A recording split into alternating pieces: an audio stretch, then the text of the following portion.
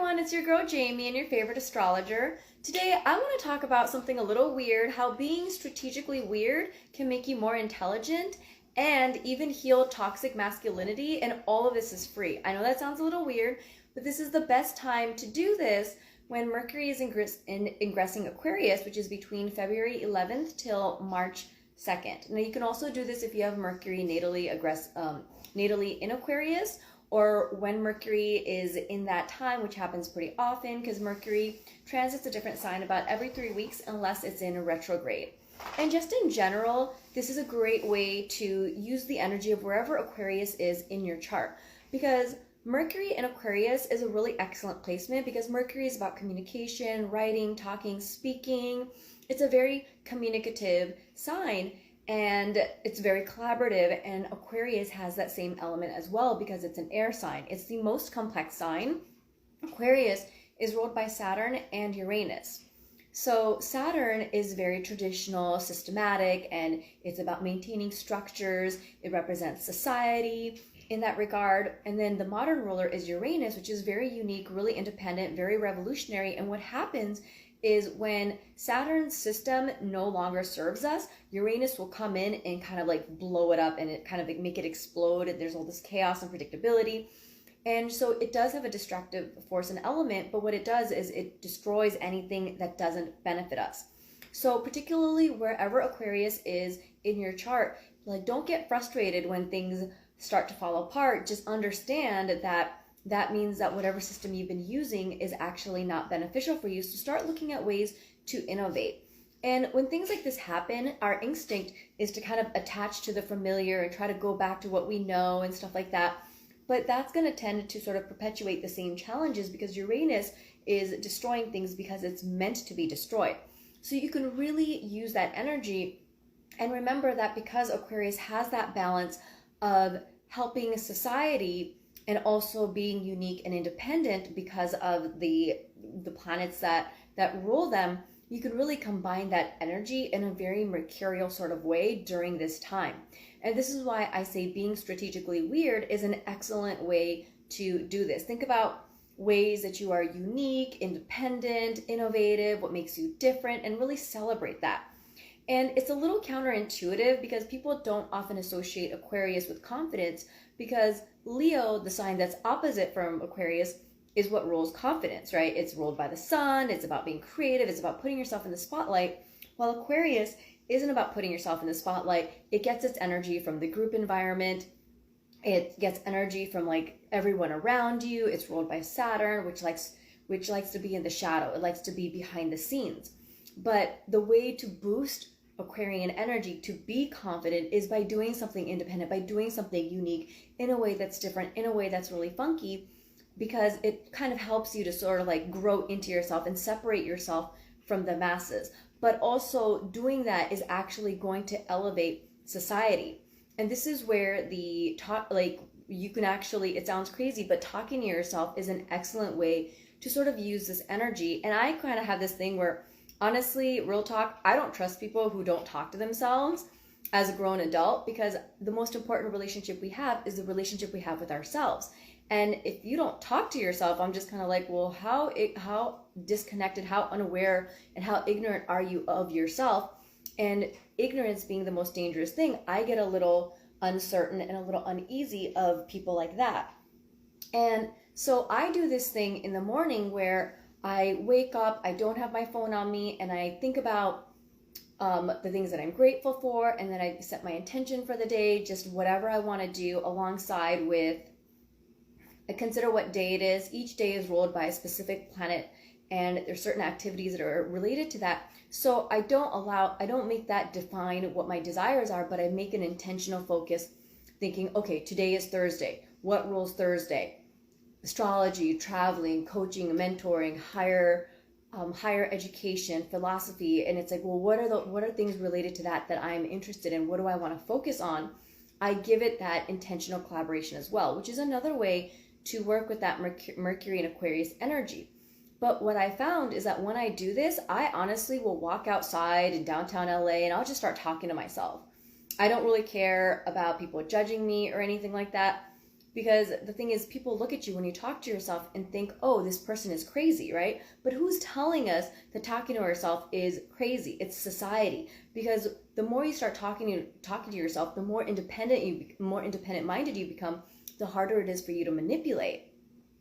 And so I think that talking to yourself is a great way to boost your intelligence, to like really create that environment where you're able to analytically see things from like a different perspective and stuff like that. And for me, it doesn't bother me. I natally have this placement, but some people get really insecure at the idea of talking to themselves when they're out in the street because they're worried about being judged and stuff like that. I don't actually think about that at all. And we make more connections between our left and right brain hemisphere when we're in movement.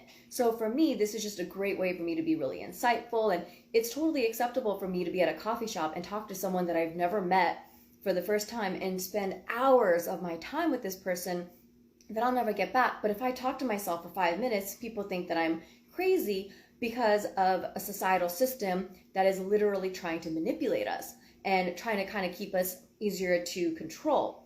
And so I really think that I recommend everyone to get into the practice of talking to themselves. And it doesn't have to be in public or anything like that, but just at home. I think there's something powerful and like there's a level of declaration when you're actually saying it out loud. Sometimes people talk inside their heads and stuff, and you can do that too. But when you talk to yourself out loud, that learning experience is now becoming multisensory. If you're talking with your hands and you're moving, it's that's kinesthetic, and it's verbal, it's auditory, it's all of these different things. If you incorporate essential oils along with it and you're stimulating your olfactory senses, it's really just kind of lighting you up. And it was this interesting thing when I was doing my walk and doing this, and there were two guys. It was a guy and a cop, and the guy just was sitting down. I think they were filming something. And someone said, "Are you talking to yourself?" And I was like, "Yeah, I am." And he was like, "Well, it's when you start answering that there's a problem." And I was like, "No, I don't think so." And I started telling him that like I'll have a discussion with myself because I have answers and insights that I'm aware of, and I enjoy giving myself guidance by asking myself questions in order to get answers because I am always available to support myself. And he was like, "Oh, I never really thought about it that way." And he was mentioning that like he does that in his head, but he doesn't talk out loud because he doesn't want people to think that he's crazy. And I'm like, well, that's ego talking. That's society. And what's interesting is that I noticed that this is something that men, and obviously it's not everyone, but men tend to be more afraid of talking out loud more so than like women. And I feel like that's like a version of like toxic masculinity. Like there's this very divisive way of thinking where it's like yes, no, good, bad, and those binary systems do have a place in society. There are ways that it's been problematic, there are ways that it's been beneficial, and I think it's important for us to reflect and ask, okay, these systems, does it benefit us, does it not benefit us? And during this time, or whenever you want to connect with yourself, I think talking to yourself is a great way to become more intelligent, to be more discerning, to deepen your connection with yourself. But the more you do this, I feel like this toxic patriarchal society that we live in that says that we have to operate a certain way, that condition us to be a certain way, that makes it easier for us to be manipulated, we start to separate ourselves from that programming, and it helps us to learn and grow and elevate. So I know it sounds weird, but I really believe that being strategically weird, doing things that are seen by society as bad, are actually things that there's a lot of value in doing. My friend and my business collaborator, she made fun of me because I was telling her that for me, while a lot of people are afraid of being judged and being rejected for the things that they do, I have this fear of approval because in my mind, there's a certain level of cynicism I have, and I feel like things are starting to change now, but in the past, a lot of people were still operating, and many people still are operating out of this social conditioning. So the more people disapprove of me, the more I feel like I'm going in the right direction because I'm like, okay, like I don't want to follow the group. I want to be able to do my own thing. And so when people started supporting me, I was like, oh my God, am I doing things the wrong way? And she laughed and she was like, that is the most Aquarius ass shit I've ever heard. Like you just want to rebel against society and all this stuff. And I thought that was really interesting, and I never really thought about it that way. But I really want to encourage you to look at wherever Aquarius is in your chart, especially right now, but just in general, when you want to find more support in that area of your life, when you want to innovate more, look at ways that you can be strategically weird, whatever way that looks like for you. This is also a great time while Mercury is in Aquarius to sort of experiment with that. And the more you learn to get comfortable with that weirdness, the more you're able to boost your confidence. So it's something that I do recommend, and it's so interesting because the more I do these things, the people that are like gravitating towards me, they're telling me that they're uncomfortable, it's always guys. And we had like this great conversation about it, and it was really interesting. And like the cop was really unsurprisingly like resistant and really wasn't vibing with it. It was kind of like trying to like provoke me and kind of like challenge me a little bit, but I just kept like shutting him down. But the other guy was just kind of like, okay. He's like, I might give it a shot. Because what I do is I have different versions of myself. So when I'm upset, and I have like the mature version of me, the successful version of me, the strategic version of me, the intuitive version of me, I talk to different versions of myself, because oftentimes when we get advice from people, we're like, oh, that makes sense. There's a sense of like familiarity or a comfort, or you're just like, oh wait, I already did that and then I just forgot, or I need to go back to doing that. A lot of times we already know what does and doesn't work for us. And so Mercury in Aquarius is a great time to do this, because Mercury being in an air sign that's very collaborative, very intelligent, it's a great time to use that energy. I think this is also a great time to sort of think and plan astrologically, in a sense, because Aquarius rules astrology. And what I like to do is wherever Mercury is in our chart at any given moment, we naturally tend to gravitate towards studying those things, learning, communicating about those things, or drawing that in, friends, neighbors, siblings, those mercurial elements.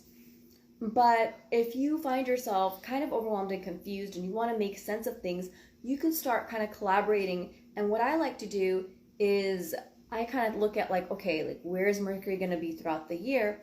And then being like, well, maybe this is the time I'll work on finances. Maybe this is the time I'll work on this. Maybe this is the time that I'll work on that. And honestly, I switch it up. But it's nice to just kind of have those loose structures in line for me, so I don't feel overwhelmed and I don't get trapped in analysis paralysis. And when you reduce the mental fatigue and you promote efficiency, you just operate at a better level. So now is a great time to do that. For those of you guys who are watching my video, who are following me, who've benefited from me, who are prone and gravitate towards astrology, this is a great time. You're going to be more astrologically minded. I mean, I guess that depends on your chart and like your, the aspects that you have and whatnot. But there is sort of this special focus and theme. So I would encourage you to kind of explore ways that you can use astrology, ways that you can use science and collaboration. This can also be just a wonderful time to collaborate in certain areas of your life, because every sign has different personality types, qualities, themes that come along with it. Aquarius is about large group, elevating society, and being collaborative. And so wherever Aquarius is in your chart, if you want to become successful in that area of your chart, learning to find how your desires in that area can support society, how you can collaborate with other people, how you can work with people, with your friends, like getting support from the internet. This is a great way to really boost that energy up. So just take a look at your chart, see how that feels for you. For me, I have Mercury in my 8th house of Aquarius. So the themes are I might want to read and write about things that are Aquarius. So reading and writing and talking about astrology. The 8th house is about trauma processing. So it can be about processing trauma in an online group workshop. These are the different ways that you can combine that energy. So you can kind of figure that out for yourself in your own chart. And another thing that I want to mention is this is a great thing to do, to notice wherever the planets are in the signs, because by doing this, it's going to be easier for you to work with Mercury in Pisces. And I'm going to talk about that more in another video. But because Mercury is about talking, writing, speaking, and Pisces is a sign that's represented by fish that can't talk, it's considered to be a detriment placement, which I personally disagree with. I think it's just a matter of using it in a way that's beneficial, that's different. You just have to be more creative. And it's easier to connect with the Mercury in Pisces placement when you've already worked with Mercury in Aquarius. So that's another way to really take advantage of that. And in order to, since you're already, honestly, like, if you're watching this video, if you're already interested in astrology, you're probably already familiar or exposing yourself to astrology during this Mercury in Aquarius transit. So that's already going to help you out when Mercury ingresses into Pisces. And it's going and it'll really tie in with Venus in Pisces as well, whether it's natally. Right now we have that placement as well. And so it's a great way to kind of tie everything together. In order to learn more about that, I do have a video on Venus ingressing Pisces where I talk about the 5 ways that you could take advantage of that energy, from increasing passive streams of income to improving your relationship with food, relationships, healing from love traumas, food relationships. There's a lot of different things that I talked about. So go ahead and watch that video and stay tuned for my future videos. Thanks so much for watching.